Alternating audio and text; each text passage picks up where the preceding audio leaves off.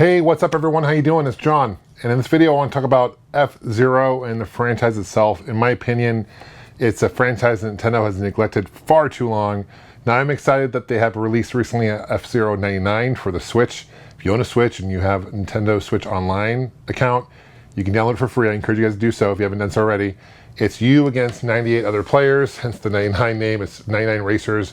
It's a battle royale, right? So there are cups you can race, you can do different color teams, and it's a lot of fun. I've been really enjoying it, and I've been playing a lot, and it just recently came out. I got to thinking, I want to share about the history of F-Zero, because it's kind of interesting history.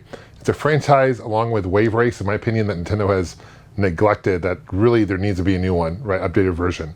I appreciate F-Zero 99, I'll talk more about it in a second. There's some really good things about it, and there's some ideas I have about the F-Zero series moving forward that I want to share with you as well later in the video. Let's talk about the history itself. Now, where does the F-Zero name come from itself? The F comes from F as in formula, and it's F1, like F1 race, and zero is the zero gravity, right? So in this, if you've never played a F-Zero game, I highly encourage you guys to check it out. It's zero gravity racing. Nintendo has two racers, right? They have Mario Kart, they're known for, and then they have F-Zero. They're completely different racers on kind of different ends of the spectrum. One's really fast-paced, which is like F-Zero. The one's kind of slower, like Mario Kart. One has weapons, the other one does not. F-Zero does not have any weapons, right?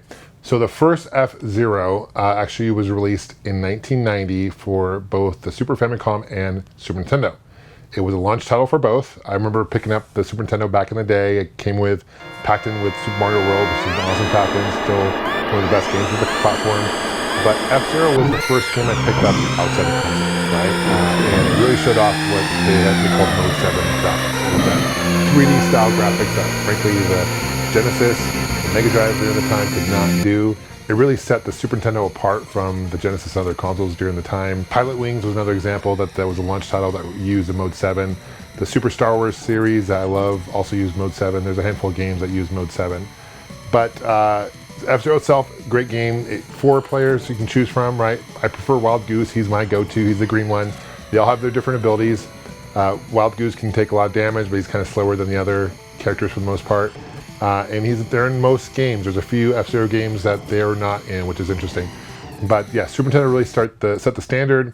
Every time you do a lap, you unlock a boost. So you have one boost you can use, you can save them up. But that was cool. It's a great game. We had to skip ahead to 6 more years until we saw the next F-Zero, and even then, we didn't get it in North America, we didn't get it in Europe, it was only in Japan, and they called it the BS0 Grand Prix, and there was 1 and 2. So the first one came out in 1996, the second one came out in 1997.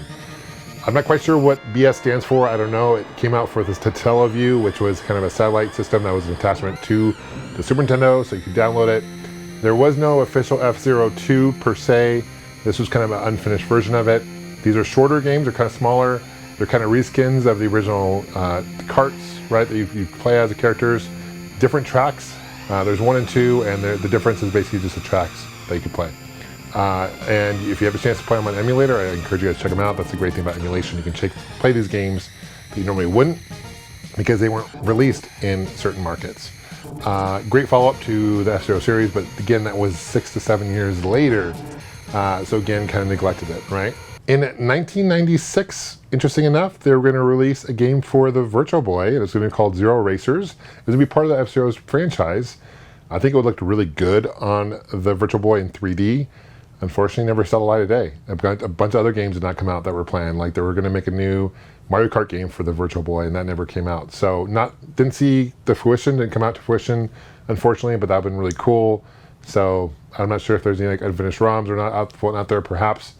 But full version never came out. In 1998 for the N64 is FZero X, one of my favorite F-Zero games. It was the first one to use kind of 3D style, right? So no longer in Mode 7, it wasn't just a flat surface. You can now do loop-de-loops. They eliminated the boosting. Well, they could do boosting, right? But every time you boosted, it would eliminate a little bit of power, right? And so that was different, and that was kind of cool. They didn't do where you had to just use certain boosts and unlock them and then you can use them. It would use some of your energy, right? So that was cool. A lot of fun. There's 26 different characters you can race against, and really stepped up a notch. I really enjoy F-Zero X. If you have an N64, it's a must-own for the platform, in my opinion. In 2000, this game came out. This is FZero X Expansion Kit. And this is for, you're wondering what this is for, let me show you. I'm a big fan of the N64. This is a custom extreme green N64 I have, but this is what the 64 disk drive, this is a disc, also known as N64 DD. This is a pretty rare console. Only came out in Japan, and it uses these discs, these like hard discs. And you would need to play the extension, you would need the cartridge itself, right? What's cool about the expansion is it added more tracks to it. There was a track editor. Also, the first time you can actually edit your own track, which is cool. It's in Japanese, so it's really hard to navigate kind of how to build your own track, not speaking Japanese, of course. But I think that's a really cool concept where you could actually build your own track in 3D environment and then erase it. Very, very cool. What's cool about the N64 disk drive too, for those who live in Europe and North America, it's region free. If you look at the very bottom of the N64, you'll see that there's actually an area where you can actually take off a flap, and there's an extension, and this is expansion. This is what it's for, and you can actually play it. The power feeds off the console itself, no external power, and it's a really cool unit. Only a handful of games came out for the N64. It's one of my favorite items I have in my collection, for sure. The next year in 2001 was Maximum Velocity. It was a launch title for the Game Boy Advance.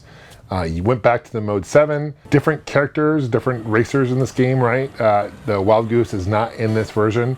They went back to the boost being the traditional F-Zero boost, where you could unlock them, not use part of your energy to boost. And so they went to that kind of style. Really great use of the Mode 7 for the Game Boy Advance. The Game Boy Advance, in my opinion, is kind of like a portable Super Nintendo. It's a little more powerful.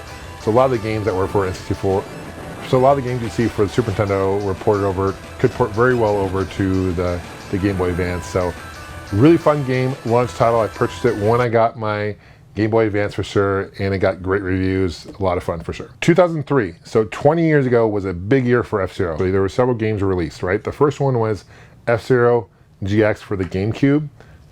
This is a lot of fun. Follow up to the F-Zero X. You race in 3D course, right? You can race against 30 other characters. Music's awesome. It plays extremely fast pace, and the controls are awesome in GameCube. This is the last consoleized version of the game that we see up until only recently with F-Zero 99, believe it or not. So a lot of fun if you have a GameCube. Again, this is a must-own for the GameCube, in my opinion. I say that about every F-Zero game, but really, that's the case. This is a really fun racer. It plays extremely fast, and the music is awesome. Some of my favorite soundtracks for the console, for sure. That same time, and what's interesting is Sega released that game, by the way. Sega developed it, and it's interesting when Nintendo and Sega started working together, we never would see that in the 90s, right? But Sega worked on this one, and they also coincided with a release of the arcade called FZero AX. This arcade is extremely rare, especially the sit-down version where you can actually sit down and swing in zero gravity, which is awesome. Essentially, it's the same game. You could plug in, you take your memory card from your your GameCube, and you can bring it to the arcade and plug it in, which is great, really very, very cool. There were 6 more tracks and 10 more characters that were playable on the arcade version than the GX, the home version.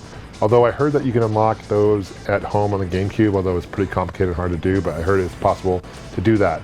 But for the most part, it's the same game. Different experience of playing the arcade. I wish Nintendo would release another arcade for F-Zero. I think it's definitely long past due. Also that year, they released a second version of F-Zero on the GameCube called FZero GP Legend. It's based on an anime series at the time, came out in North America as well, right? This is the last one that we'd see on the handheld for the game in North America, and I'll explain more about that in a second. They went back to the traditional boosting where it takes energy away.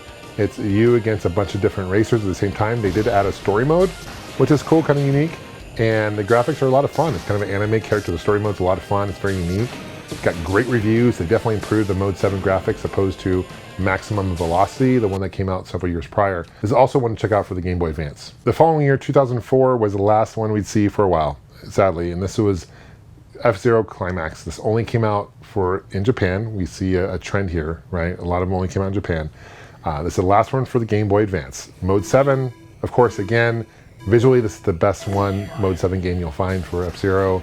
What's also unique about this one, this also came with a track editor, just like the FZero X Expansion for the N64 disk drive, but this one was built in the game, right? You didn't need an expansion. You could do your own track editor. Very, very cool. It's great voiceover as well. GP Legends has some voice work over as well, but this one, the voicing is definitely improved. It's all in English, which is interesting, even though it came out only in Japan, it's all in English. So you can definitely play this game. If you have a chance to play on emulation on ROMs, because it's not available in North America, I highly recommend it. FZero Climax.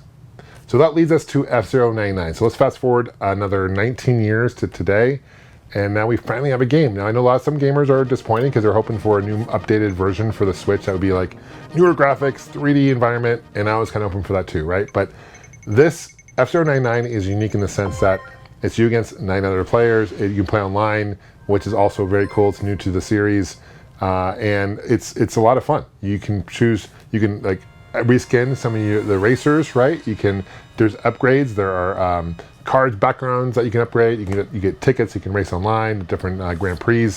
It's one definitely to check out. They added a spin mode, and that spin actually is also in Climax. I think you could spin in Climax. It's the first time you can actually spin and cause a little bit of damage to your enemies. That was introduced in the Climax game back in 2004. So they added that. The boosting takes energy away, right? So they didn't use the Super Nintendo style boosting. They added these yellow golden dots that you can fill in and get like an upper track that you can go on, which is actually brilliant. It's kind of like equivalent to the bullet bill like for Mario Kart, right? Where you get that and kind of shoot ahead. When you fill up that bar with the golden bar, you can use it. You can kind of use it to shortcut. You can get boosts. You have to, if you damage or take out a player, you wipe them out. You can fill up your energy. There's a lot of strategy involved. There are no weapons, just like standard F-Zero. There's no lasers or anything like that. But it's a lot of fun. Now, do I wish that Nintendo would release more F-Zeros? Absolutely. Do I wish that there was one for the... I think there was missed opportunities for the 3DS, for example, playing in 3D. I think there was missed opportunities for the Wii because you could use the nunchuck to play, kind of use to control. I think it would have been phenomenal. So sadly, they've really dropped the ball on this franchise. It's been neglected for far too long. I would love to see, kind of in the same vein as what we've seen with Mario Kart Maker, I'd love to see an F-Zero Maker. And hear me out on this. I think this would be really cool. Again, we know that in the past they've had track makers, right? You can make your own track. So why not have an F-Zero Maker, right? And you can choose your graphics, right? You can do 16-bit, you can do N64, you can do GameCube or Arcade or even the GBA version. You can create your own tracks. You can race your tracks online. You can build your own characters. I think that would do awesome. I think that'd be a really great evolutionary step for the F-Zero series. Hopefully Nintendo's listening because that would be phenomenal. I would buy it day one for sure. Thank you so much for watching, guys. Let me know what you guys think of the F-Zero series. I'm a huge fan. I love the fact that finally breathing new life into the series. Hopefully this is a kickstart to more F-Zero games to come. We'll see you guys soon. Take care. I appreciate subscribing. And of course, game on.